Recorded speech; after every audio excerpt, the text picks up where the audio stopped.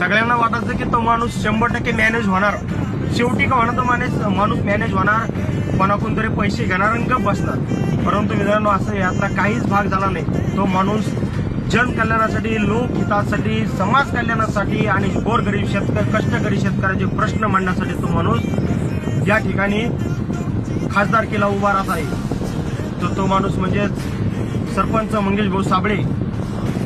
तर मित्रांनो उद्या 9 वाजता म्हणजे 19 तारखेला उद्या 9 वाजता राजूर गणपती ते जालना कलेक्टर ऑफिस अशी एक रॅली निघणार आहे. आणि जालना कलेक्टर ऑफिसला मंगेश भाऊ साबळे शेवटी खासदारकीचा फॉर्म भरत आहेत. ही आपल्यासाठी आनंदाची बातमी आहे की आपल्यातला आपला आवाज जर कोणी उठू शकतं, तर दिल्लीच्या तख्तापर्यंत येऊ शकतं, तर तो एकच माणूस आहे, तो म्हणजे मंगेश भाऊ साबळे.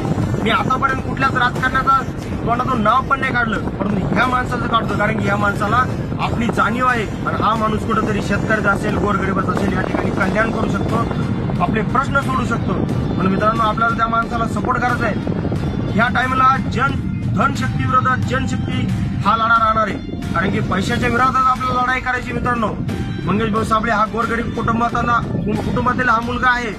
या माणसाला आपल्याला निवडून द्यायचंय, या माणसाला आपल्याला खासदार करायचंय आणि आपला आवाज कुठेतरी उठवायचा आहे. तर सगळ्यांनी हजर राहू द्या. धन्यवाद. जय जवान जय किसान.